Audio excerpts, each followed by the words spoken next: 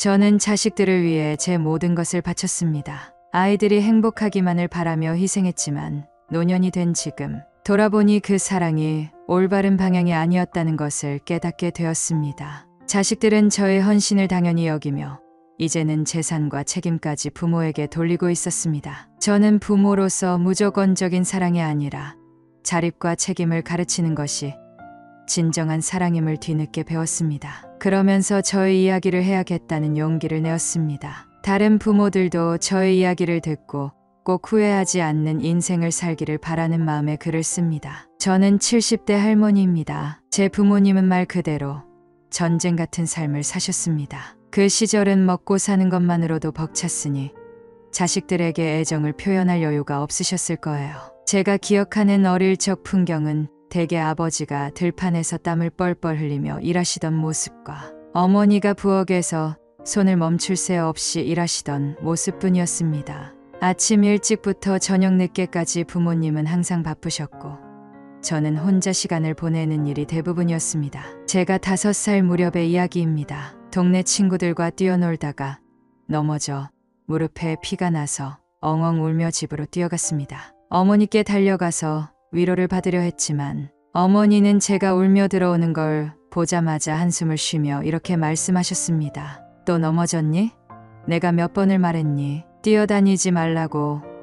눈물에 콧물까지 범벅이 된 저는 어머니의 꾸중에 더 크게 울었습니다. 그런데 어머니는 제 무릎에 손수건을 대어 피를 닦아주면서도 계속 다음엔 조심해야지라고만 말씀하셨습니다. 그때는 왜 어머니가 그렇게 차갑게만 느껴졌는지 모르겠습니다. 피가 나고 아픈 무릎보다 어머니의 말이 더 아프게 느껴졌던 어린 마음이었지요. 지금 생각하면 그게 어머니가 보여주실 수 있는 최선의 애정 표현이었다는 걸 이해하지만 어린 저에게는 그게 상처로 남았습니다. 어머니는 피를 닦아주면서도 끊임없이 옷에 묻은 흙을 털어내셨고 저는 그런 어머니의 손길이 위로가 될 수도 있었음을 뒤늦게 깨달았습니다. 하지만 그날은 어머니의 꾸중이 마치 큰 벽처럼 느껴졌습니다. 저는 그 벽을 넘고 싶었지만 어머니와의 거리감이 점점 더 멀어지는 듯했습니다. 제가 6살 무렵 마을 잔치에서 있었던 일입니다. 부모님은 일하느라 바쁘셨고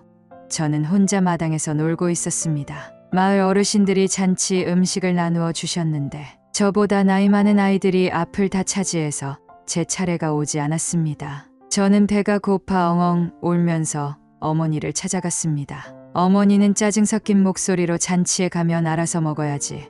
내가 왜 울어라고 하셨습니다. 결국 저는 아무것도 먹지 못하고 잔치가 끝났습니다. 이 일은 어린 제게 큰 서러움으로 남았습니다. 아이들의 웃음소리와 함께 울려 퍼졌던 잔치의 흥겨운 음악이 당시에는 저를 더 외롭게 했습니다.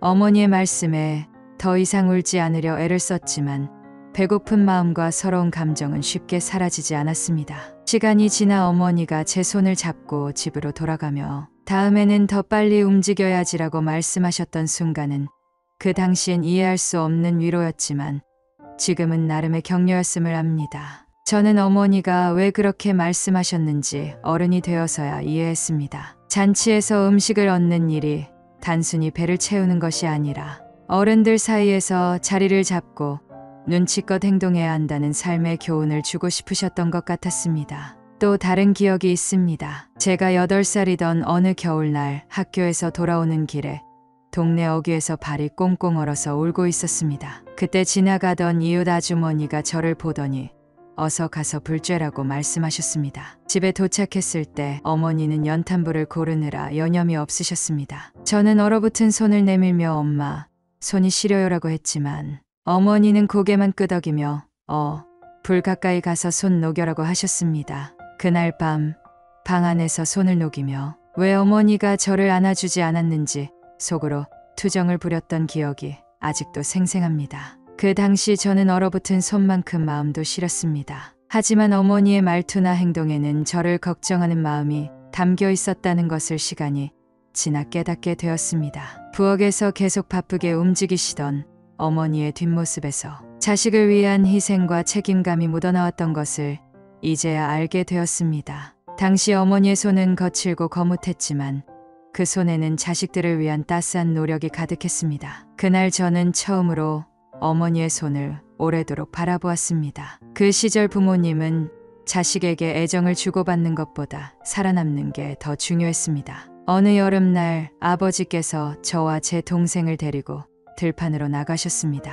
아버지는 밭일을 배우지 않으면 굶어 죽는다라고 하시며 우리에게 농사일을 가르치셨습니다. 뜨거운 태양 아래에서 맨손으로 흙을 파고 씨앗을 심으며 힘들어했던 그날이 아직도 기억납니다. 아버지는 일하는 내내 한마디도 하지 않으셨지만 그날 저녁에 우리를 위해 수박 한 덩이를 가져오셨습니다. 말은 없었지만 그것이 아버지 나름의 사랑이었다는 걸 나중에 알게 되었습니다. 아버지가 가져오신 수박은 우리 가족 모두가 둘러앉아 먹으며 웃음을 나누게 했고 그 순간만큼은 아버지가 얼마나 우리를 아끼셨는지 느낄 수 있었습니다. 그날 이후로 저는 아버지의 침묵 속에도 사랑이 담겨 있다는 것을 조금씩 깨닫기 시작했습니다. 밭에서 흙을 만지며 배우는 농사일이 고되고 힘들었지만 아버지의 가르침은 삶의 기본이었고 그 안에 사랑이 있다는 것을 알아가는데 시간이 걸렸습니다. 부모님이 늦은 밤까지 일을 하시고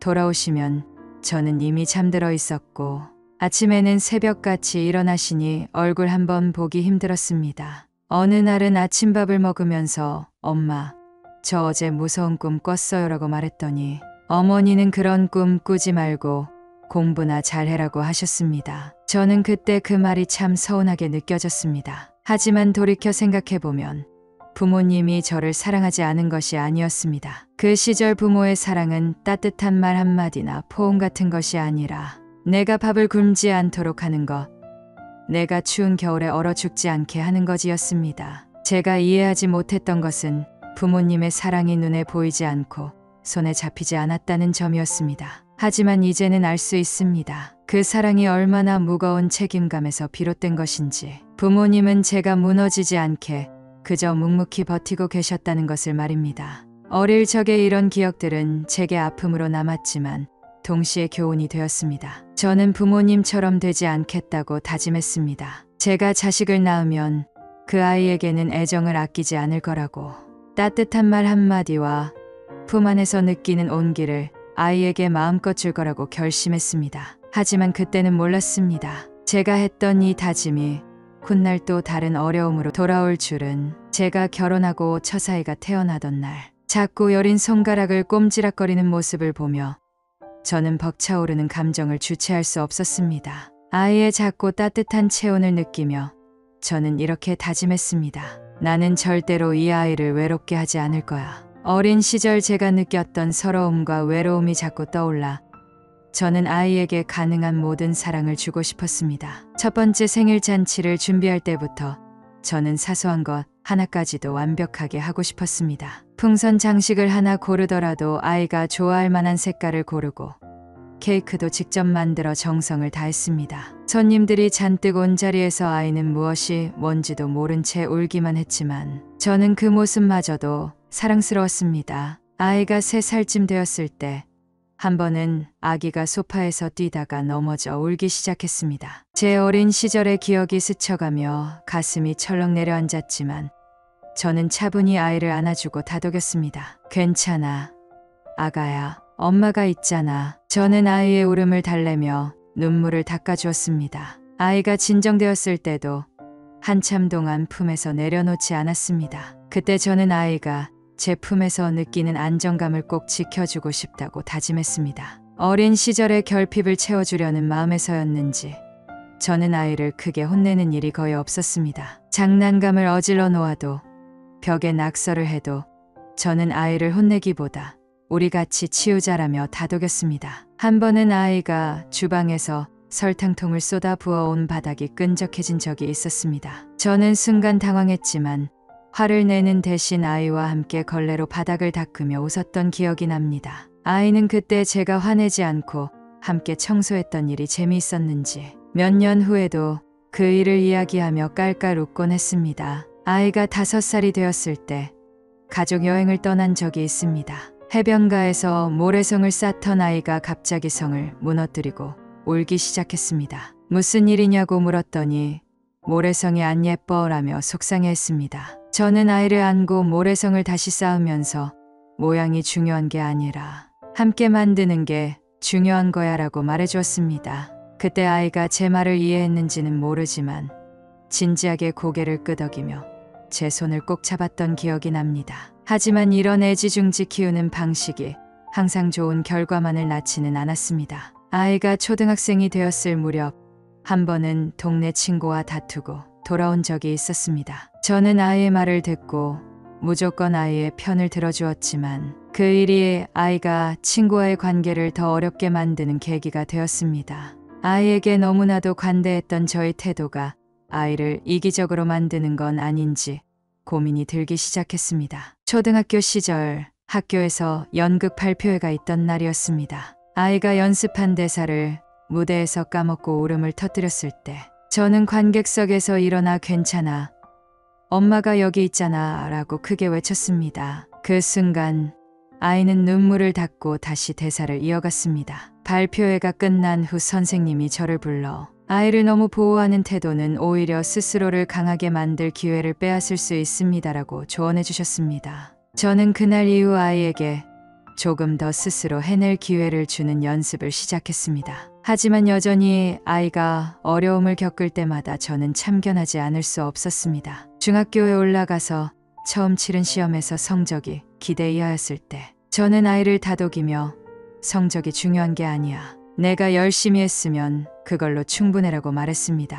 하지만 속으로는 아이의 부족한 점을 채워주기 위해 제가 할 수 있는 일은 무엇인지 고민했습니다. 과외를 붙여주고 아이가 좋아할 만한 참고서를 사주며 부족함을 메우려 노력했습니다. 고등학교에 진학한 후 아이는 점차 저와의 대화가 줄어들고 자신의 방에만 있는 시간이 늘어갔습니다. 저는 그 시간이 너무 서운하고 외로웠지만 그럴수록 아이에게 더 많은 관심을 주려 했었습니다. 생일이 다가올 때면 아이가 필요로 할 물건을 하나씩 준비하고 학교에서 힘든 일이 있는지 물으며 아이의 이야기에 귀를 기울였습니다. 하지만 때로는 아이가 엄마 그만 좀 간섭해 라고 소리칠 때마다 제 마음이 무너지는 듯했습니다. 대학 입시를 준비하던 시절은 특히 어려웠습니다. 아이가 밤늦게까지 공부하며 스트레스를 받을 때 저는 아이에게 따뜻한 차를 끓여주고 간식을 챙기며 힘을 주려 했었습니다. 그러나 아이는 때로 저에게 엄마 제발 나 좀 혼자 두세요라고 말하곤 했습니다. 그 말을 들을 때마다 가슴이 아팠지만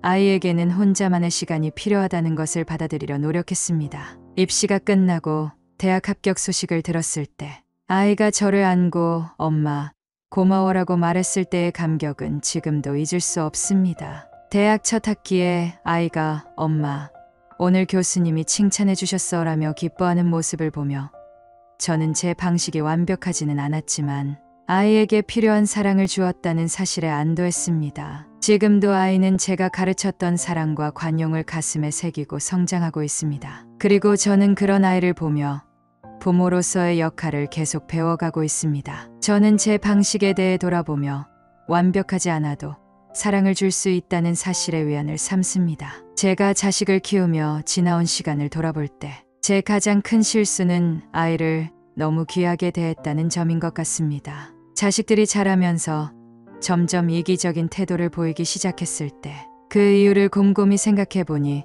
제가 그들에게 너무 많은 것을 주었기 때문이었습니다. 제 사랑이 아이들에게 책임감 대신 권리를 심어준 건 아닐까 하는 후회가 들기도 했습니다. 아이들이 사춘기에 접어들면서부터 조금씩 변화가 보였습니다.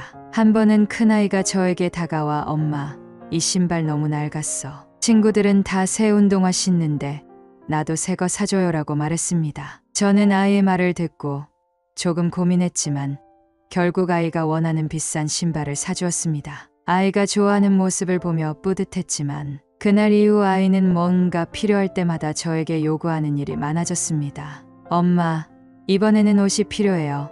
엄마, 친구들이 다 최신 휴대폰을 쓰고 있어요.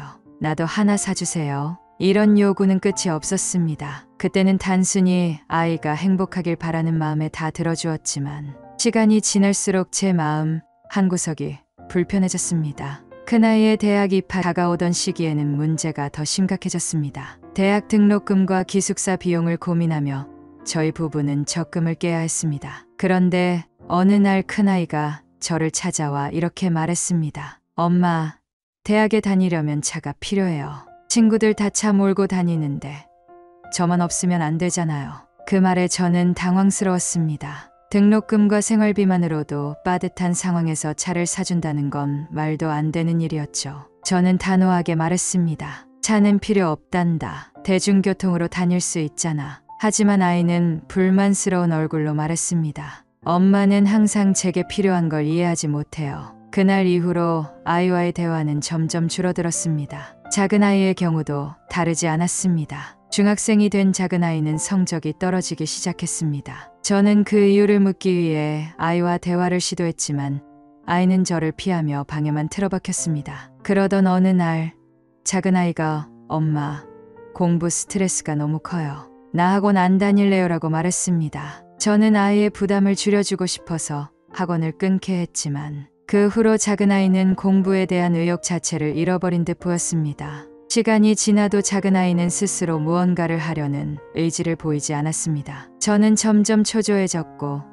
너 이렇게 게으르게 굴면 나중에 어떻게 할 거야 라고 말했지만 아이는 단지 저를 원망하는 눈빛으로 바라볼 뿐이었습니다. 한 번은 가족 모임에서 두 아이가 다툰 일이 있었습니다. 큰 아이는 작은 아이에게 넌 엄마가 너한테 더 잘해주는 것 같아. 뭐든지 너한테 맞춰주잖아 라고 소리쳤습니다.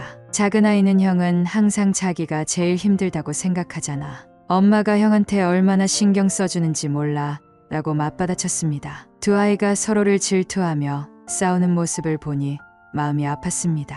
그동안 제가 두 아이를 대하면서 균형을 잡지 못했음을 느꼈습니다. 저는 아이들에게 모든 것을 주고 싶었지만 그 과정에서 아이들에게 책임감을 가르치는 것을 잊은 것 같았습니다. 시간이 흘러 아이들이 성인이 되었을 때 저를 더욱 놀라게 한 사건이 있었습니다. 큰아이가 결혼을 하겠다고 집에 찾아왔습니다. 그런데 문제는 그 결혼 자금에 대해 아무런 계획이 없다는 점이었습니다. 큰아이는 이렇게 말했습니다. 엄마, 결혼하려면 돈이 많이 드는데 부모님이 도와주셔야죠. 저는 순간 어안이 벙벙했습니다. 결혼 자금은 자신이 준비해야 하는 게 아닌가요? 저는 아빠와 엄마는 내가 스스로 준비하기를 바란단다라고 말했지만 큰아이는 실망한 표정으로 다른 부모님들은 다 도와주신다는데 우리 부모님은 왜 그래요? 라고 대꾸했습니다. 저는 더 이상 무슨 말을 해야 할지 몰랐습니다. 작은 아이는 여전히 집에서 살고 있었습니다. 취업 준비를 한다며 시간을 보내고 있었지만 제가 보기엔 노력보다는 핑계가 많아 보였습니다. 어느 날 작은 아이가 저에게 엄마, 나 용돈 좀 주세요. 취업 준비하려면 이것저것 필요해요 라고 말했을 때 저는 너도 이제 어른인데 내 필요는 내가 해결해야 하지 않겠니? 라고 말했습니다. 하지만 작은 아이는 화를 내며 엄마는 항상 돈 때문에 저를 힘들게 해요. 다른 집 부모님들은 다 도와주신다는 데라고 말했습니다. 그 말을 들으며 제가 그동안 무엇을 잘못했는지 스스로 되돌아보게 되었습니다. 자식들이 자라며 저에게 보여준 이기적인 태도는 단순히 그들의 문제가 아니었습니다. 제가 아이들에게 책임감과 자립심을 충분히 가르치지 못했던 제 책임이기도 했습니다. 저는 아이들이 행복하길 바라는 마음에 모든 걸 들어주고 싶었지만 그로 인해 아이들이 스스로 삶을 개척하는 힘을 잃게 된 것 같았습니다. 이제 와서 후회해도 늦었지만 제가 배운 교훈은 분명합니다. 자식을 사랑한다는 것은 그들에게 모든 것을 주는 것이 아니라 스스로 설 수 있는 힘을 길러주는 것이라는 사실을 말입니다. 세월이 흘러 5년이 된 지금 저는 제가 한평생 일궈온 적은 재산으로 조용히 살아가고 싶었습니다. 하지만 자식들이 그런 저의 바람을 온전히 이해해 주지는 않았습니다. 자식들에게 모든 것을 주고 사랑으로 키웠지만 이제는 그들이 저의 재산을 탐내며 어려운 상황의 책임까지 저에게 돌리려는 모습을 보게 되었습니다. 이 모든 상황은 제게 씁쓸함을 남기고 있습니다. 큰아이가 처음으로 저에게 돈을 요구했던 날을 아직도 기억합니다. 어느 날 저녁 큰아이가 저를 찾아와 차분한 목소리로 말했습니다. 엄마, 요즘 회사 일이 너무 힘들어요. 대출도 갚아야 하고 생활비도 부족한데 엄마가 조금 도와주시면 안 될까요? 처음에는 큰아이가 어렵게 말하는 모습에 마음이 흔들렸습니다. 얼마가 필요하니? 라고 물었더니 큰아이는 머뭇거리다 1,000만 원 정도면 될 것 같아요 라고 대답했습니다. 1,000만 원이라니 제겐 꽤 큰 돈이었습니다. 하지만 자식을 돕고 싶었던 마음에 적금을 깨서 큰아이에게 돈을 주었습니다. 그날 이후 큰아이는 더 자주 돈을 요구하기 시작했습니다. 엄마, 이번에는 사업 자금이 필요해요. 엄마가 투자해 주시면 제가 반드시 성공해서 갚을게요. 라는 말에 저는 다시 한번 고민했습니다.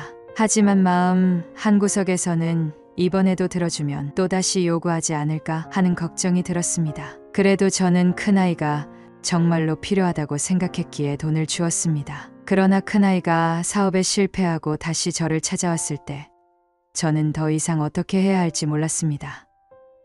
작은아이의 경우는 조금 달랐습니다. 취업을 한 후에도 작은아이는 독립할 생각을 하지 않고 여전히 저와 함께 살고 있었습니다. 어느 날 작은아이가 제게 다가와 이렇게 말했습니다. 엄마, 저도 내 집 마련을 하고 싶은데 요즘 집값이 너무 비싸요. 엄마가 도와주시면 집을 살 수 있을 것 같아요. 저는 깜짝 놀랐습니다. 아직 직장도 안정되지 않았는데 집을 사는 게 맞니? 라고 물었지만 작은아이는 다들 부모님이 도와주신다는데 우리 엄마만 왜 이렇게 인색한 거예요? 라며 저를 원망했습니다. 저는 무언가 잘못되어 가고 있다는 것을 그제야 깨달았습니다. 가장 충격적인 사건은 유산 문제였습니다. 큰아이와 작은아이가 저를 찾아와 엄마, 아빠 돌아가시면 이 집은 누구한테 주실 거예요? 고 묻는 날이 있었습니다. 저는 그 질문을 듣고 큰 충격을 받았습니다. 아직 건강히 살아있는 저에게 유산 이야기를 꺼내다니요. 저는 당황스러움과 서운함을 감추지 못하고 말했습니다. 그런 얘기는 나중에 하자. 아직 엄마가 건강히 살아있는데 그런 이야기를 하니 서운하구나. 하지만 큰아이는 엄마,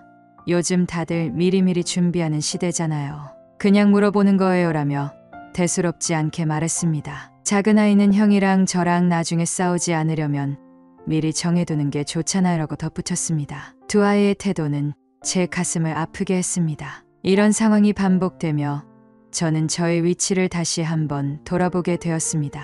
어느 날 작은아이가 갑작스럽게 엄마, 이 집은 제가 물려받으면 좋겠어요. 형은 이미 집이 있으니까요 라고 말했습니다. 이 말을 들은 큰아이는 화를 내며 내가 장남인데 왜 내가 집을 가져가야 해? 라고 대꾸했습니다. 두 아이가 제 앞에서 재산을 두고 다투는 모습을 보니 마음이 무너지는 듯했습니다. 그 순간 저는 제가 잘못 살아온 건 아닌가, 자식들에게 뭔가 중요한 것을 놓치고 가르치지 못했던 건 아닌가 하는 생각이 들었습니다. 한 번은 제가 병원에 입원했을 때의 일입니다. 병실에 누워있는 동안 큰아이와 작은아이가 찾아왔습니다. 두 사람은 제 병원비를 어떻게 나눌지로 말다툼을 시작했습니다. 큰아이는 형이니까 내가 더 많이 내야 한다고? 왜? 우리 부모님이 남긴 재산이 형제들한테 공평하게 나눠지는 것도 아닌데 라고 말했고, 작은아이는 그럼 엄마 재산은 누가 물려받아야 돼? 형은 이미 많이 받았잖아 라고 대꾸했습니다. 저는 그들의 대화를 듣고